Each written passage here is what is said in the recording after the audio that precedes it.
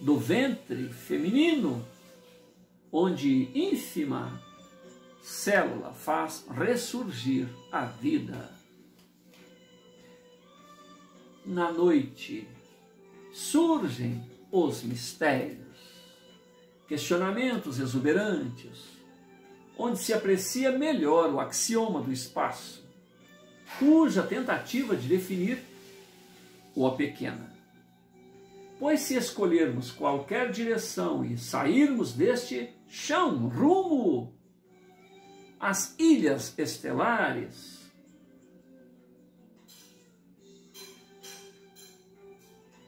por onde passarmos, haverá mundos e corpos celestes suntuosos, tão profusos quanto as plantas semeadas nas pradarias, no chão da terra. Imagens de bilhões de mundos desfilando pela límpida córnea humana. E não teremos avançado um passo.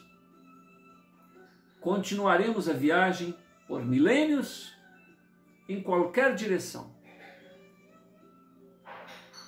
que escolhamos, e ainda estaremos em um pálido ponto, tão invisível quanto o lugar de onde saímos.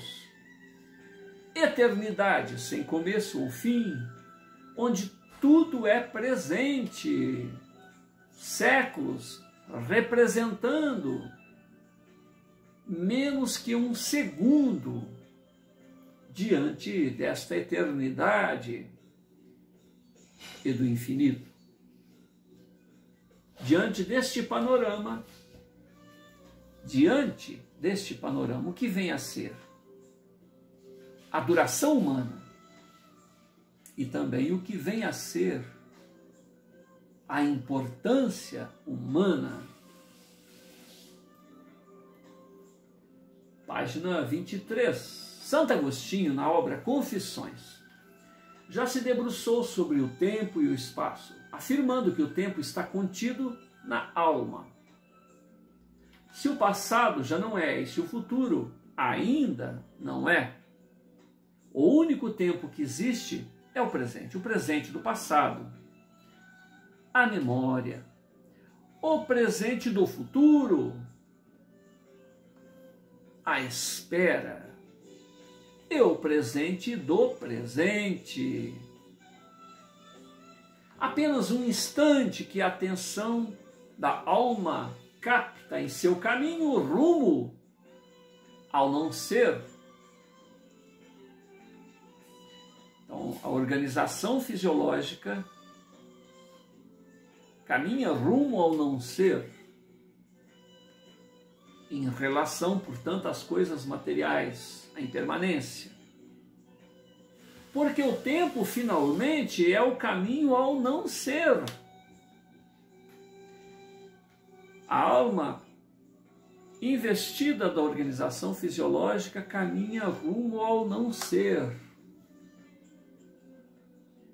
A filosofia platônica também fala do mundo sensível, quer seja o mundo das coisas perecedouras e do mundo inteligível, reino eterno da verdade imutável. De outro lado, para a lógica rasteira da humanidade, o tempo está contido entre as lágrimas de alegria que acompanham nossa chegada ao berço e das lágrimas de saudades antecipadas e de despedidas, quando daqui partimos através da sepultura. São estas as vidas sem maiores enlevos do pensamento a quem restam aos médiuns de todos os tempos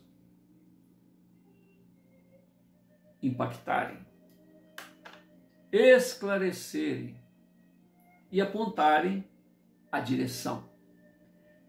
Eles são estagiários de visão míope no conhecimento da vida imortal, que é dádiva irrecusável para todos os viventes. O satélite lunar emoldura as belezas do zimbório e as graças do chão terrestre. Ainda ele, o satélite lunar, anuncia as aflições, lamentos, dores daquele tempo e lugar. Ciente desta realidade, Giuseppe fica de voz embargada quando percebe o vozerio e agitação nas proximidades da casa do senhor Manuel Mansol. Instantes em que surge a mãe dos adolescentes, senhora Felina, que grita: Dina! Giuseppe! Crustácea! Venham logo! Vamos para a casa grande! Vocês precisam se proteger. É preciso correr, senão seremos ou poderemos ser atingidos. A existência terrestre é o abençoado laboratório das almas, onde, de experiência em experiência, o vivencial ressignifica a vida através dos fatos, pessoas, comportamentos. A frouxidão e a acomodação alimentam os convencionalismos, sendo que o desafio maior da vida é ressignificar valores. A mãe dos adolescentes, até então frivolamente, se ocupava só dela mesma. Agora, ela se esforça por compreender melhor o filho e seus dons, seus estranhos dons.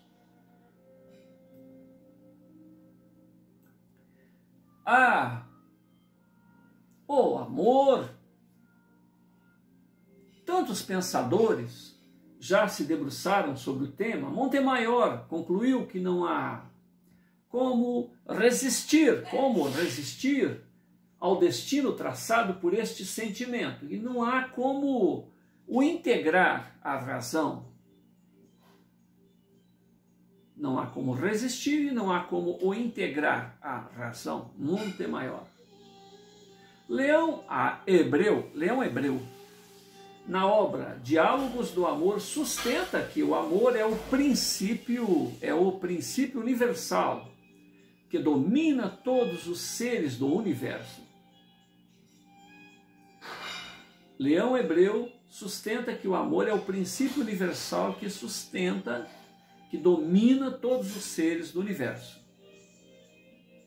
John Watson realizou experiências e comprovou que a criança sente imediatamente amor, cólera, medo, a partir de estímulos externos.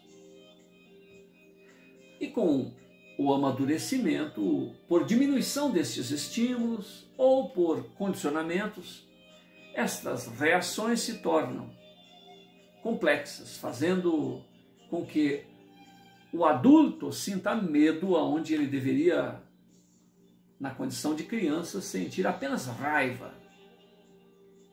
John Watson ultimou que estes estímulos também podem advir de processos subjetivos e indiretos,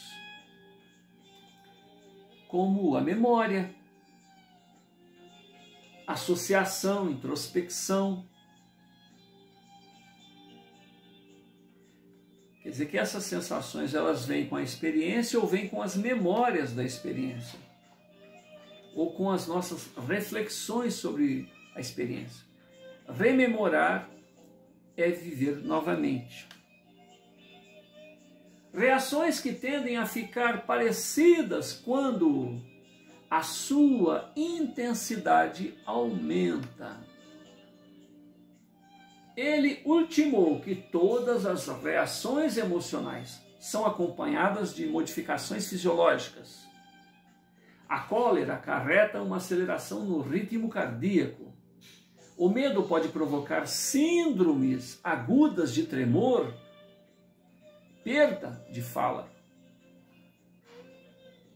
ou ser dissimulado por uma aparente tranquilidade.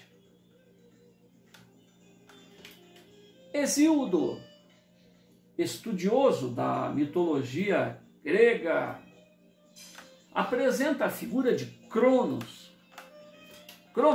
o qual castrou o próprio genitor, Urano, cujo sangue mesclado ao esperma e tendo caído no mar, fez nascer Afrodite, a deusa do amor. Então o tempo, a cronologia, faz surgir o amor. Olha que interessante. Hesíodo é um estudioso da mitologia grega. Cronos, o tempo, castrou o pai, Urano. Esperma e sangue caiu na água e fez surgir o amor. Então o tempo retira do autor da vida, o pai dele,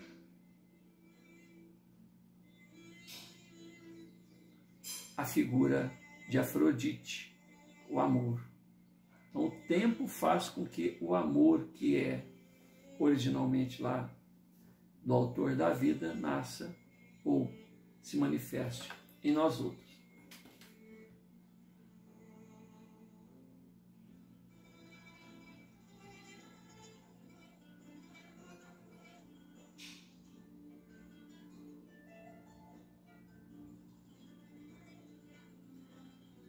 O amor, página 24, amenizador, e ele é terapia.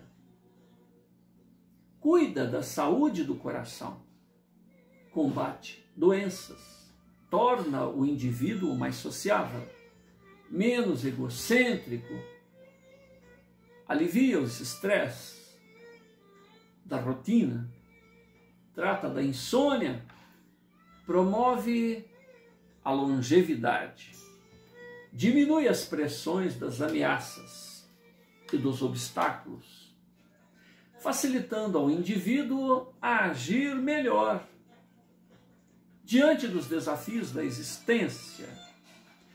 Enfim, amar permite administrar melhor as emoções. E na presença de um amor saudável, se tem menos chances de transtornos obsessivos compulsivos.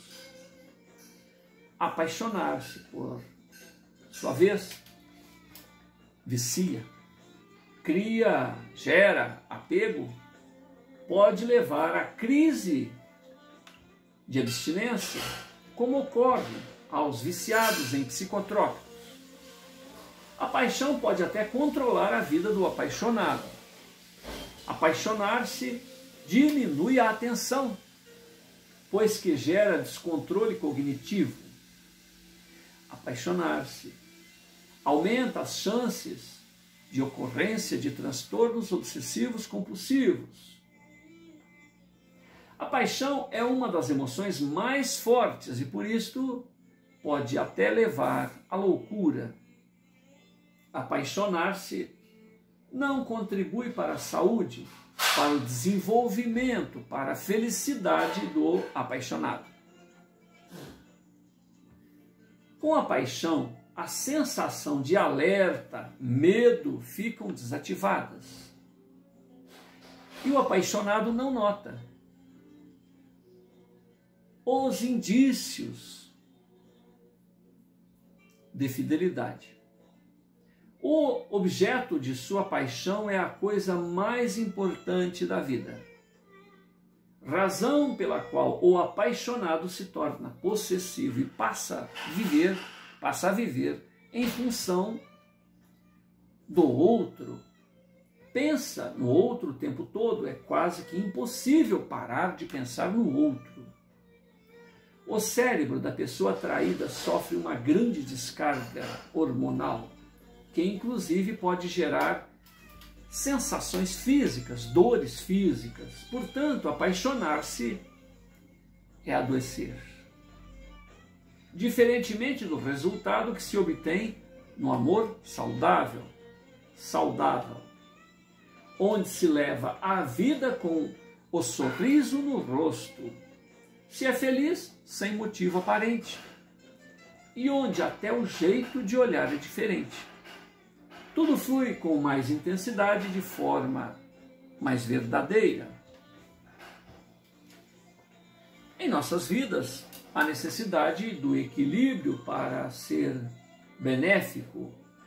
Assim também o é no amor, precisamos dele para nos manter sociáveis, aliviarmos o estresse da rotina diária, mas devemos ficar atentos quando ele, o amor, passa a controlar nossas vidas e não somente a contribuir para com a nossa felicidade, saúde, desenvolvimento.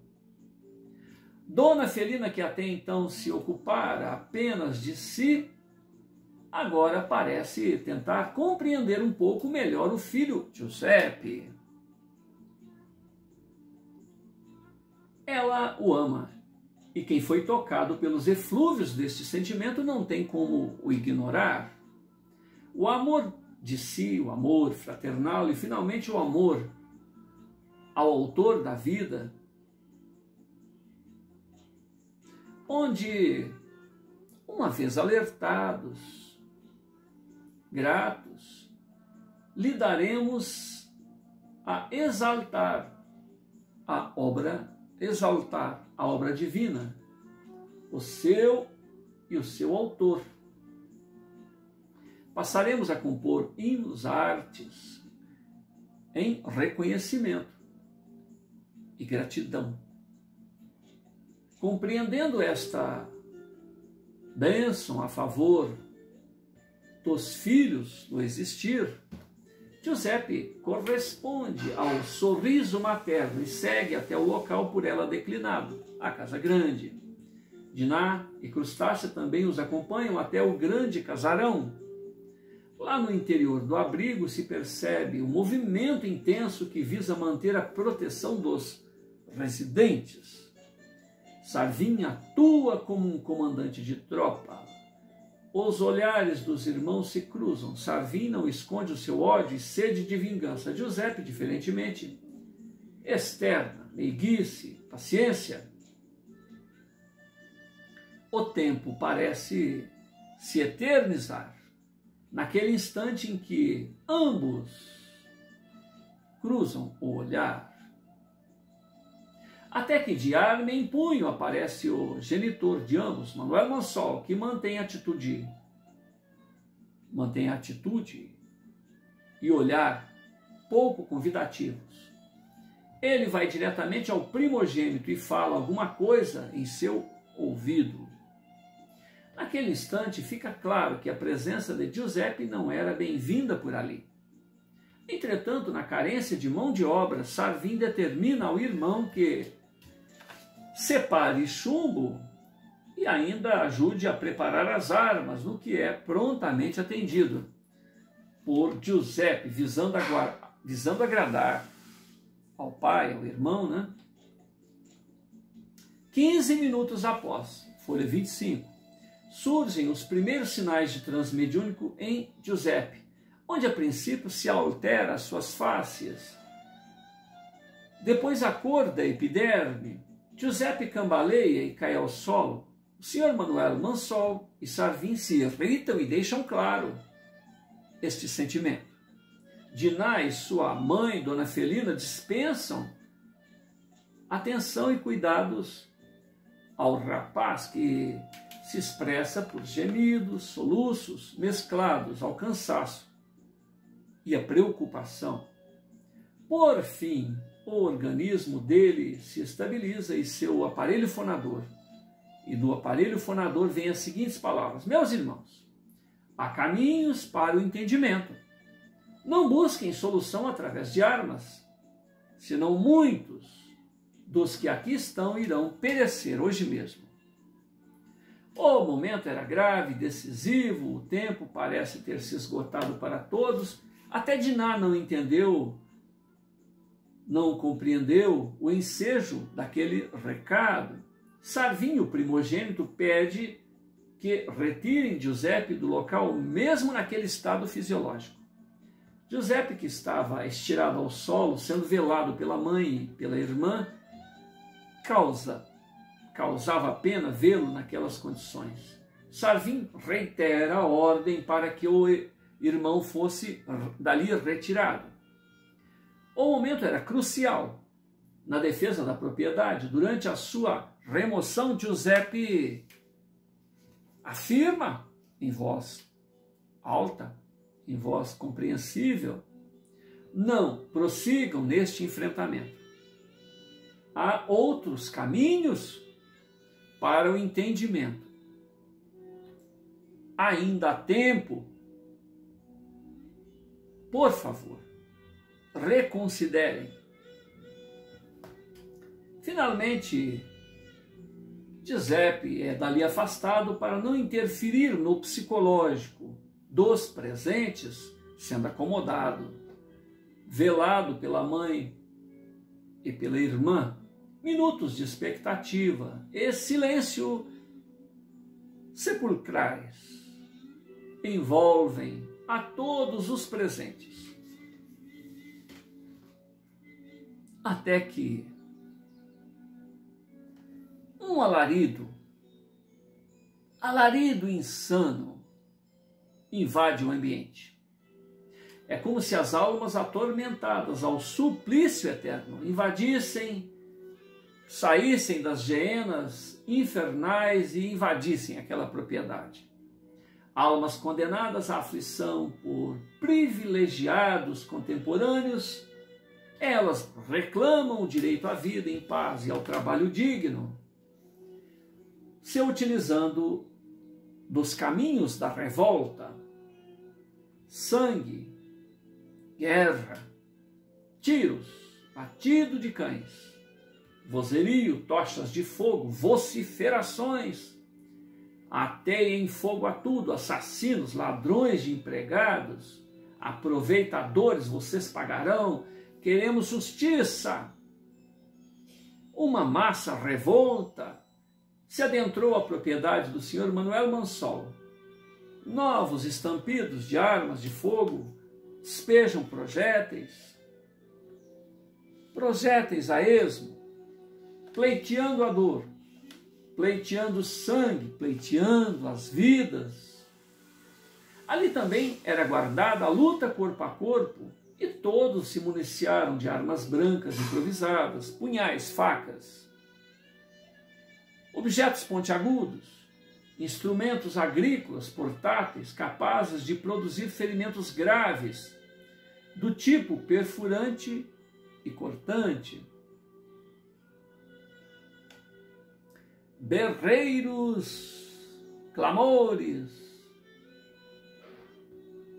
de glórias, coragem, confiança na vitória são enunciados de ambas as partes, mesclados com os consequentes gemidos, alguns pedidos de socorro, gritos de dor decorrente dos ferimentos.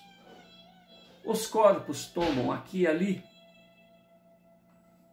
Sarvin vê seus companheiros caindo e entra em delírio, passando a atirar por impulso, sem direção. Ele tenta levantar o moral de seus pares, gritando: vamos, companheiros, despejem mais chumbo neles. O desespero toma conta do improvisado general quando vê seu pai tombar pesadamente ao seu lado, já sem vida. Outros 6 companheiros também morrem por ali. Projéteis mortais continuam a ricochetear entre as partes conflitantes, até que se percebe a falta de munição. Os aliados de Sarvin estavam ficando sem poder de fogo e também as armas eram de difícil carregamento, desenha-se um quadro em que revoltosos estão em vantagem, inclusive por estarem em maior número.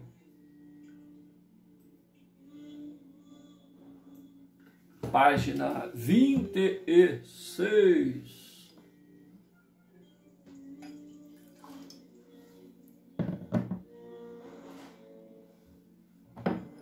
Em atitude insana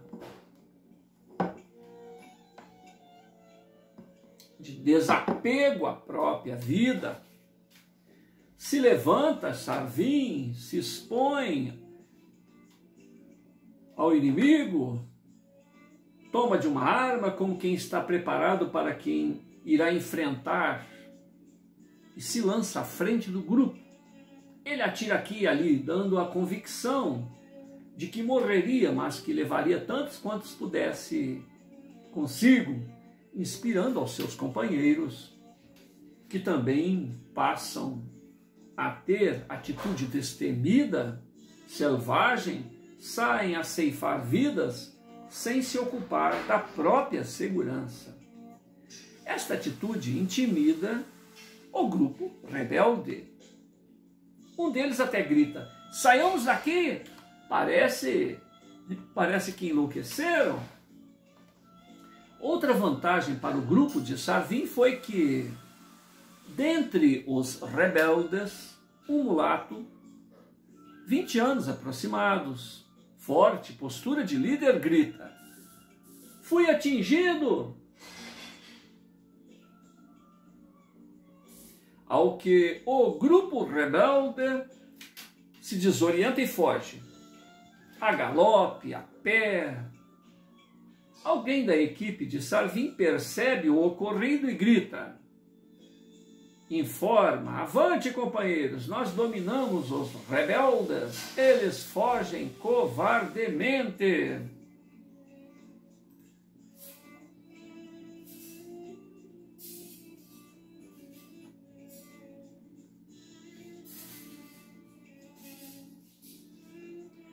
Três horas se passam entre o momento bucólico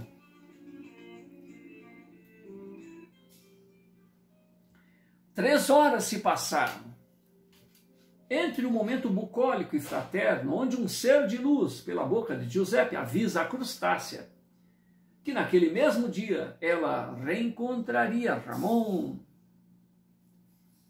até que ocorra esta execrável carnificina, agora ali está Ramon, o jovem líder rebelde abatido na busca do ideal de igualdade, respeito ao bem comum. São as dores, ferimentos irreparáveis e perdas, onde restam gemidos, agonias, aquelas pessoas. Ambas as partes perderam. Vidas preciosas foram ceifadas. Experiência que poderia levar à reflexão de já não querer mais saber quem atirou a primeira pedra. Entretanto, fazendeiros, poceiros saem à cata de rebeldes que fogem. E quando encontrados, são feridos, os que estão feridos são executados imediatamente. E para outros, restam prisões e torturas. Ambas as partes, à sua moda, clamavam por justiça. Arrendatários e proprietários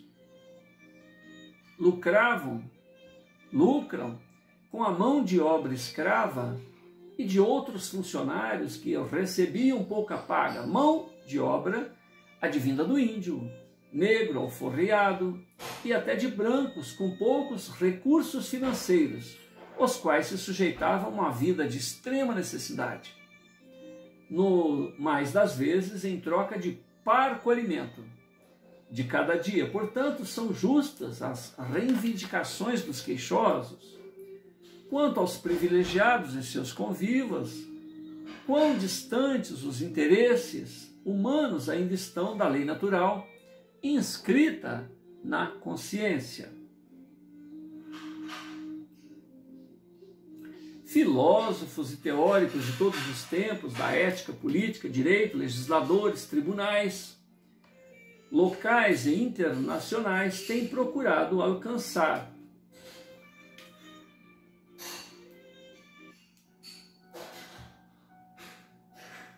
filósofos, teóricos de todos os tempos, da ética, política, direito, legisladores, tribunais, locais e internacionais, têm procurado alcançar cada vez maior parcela da vera justiça e apresentá-la aos seus contemporâneos. Costumes, usos, convenções, jurisprudências, fontes escritas de ordenamentos,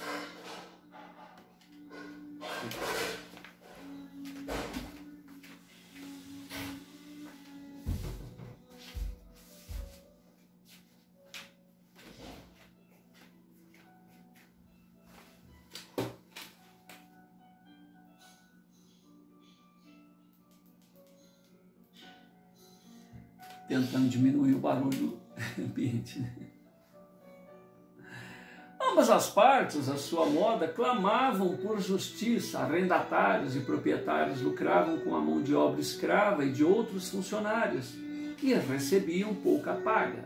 Mão de obra que adivinha do índio, negro, alforriado e até de brancos com poucos recursos financeiros, os quais se sujeitavam a uma vida de extrema necessidade, no mais das vezes em troca de parco alimento de cada dia. Portanto, são justas as reivindicações dos queixosos quanto aos privilegiados e seus convivas. Quão distante os interesses humanos ainda estão da lei natural inscrita na consciência. Filósofos e teóricos de todos os tempos, da ética, política, direito, legisladores, tribunais locais e internacionais têm procurado alcançar cada vez maior parcela da vera justiça e apresentá-la aos seus contemporâneos.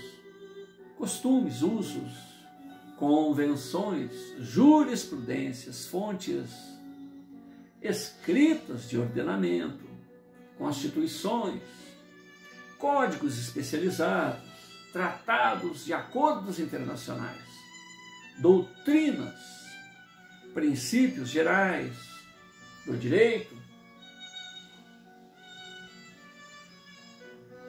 mas os que têm poder não permitem que se efetivem. Financeiramente, aliciam consciências destes mesmos operadores do direito e da justiça, que torcem as leis, os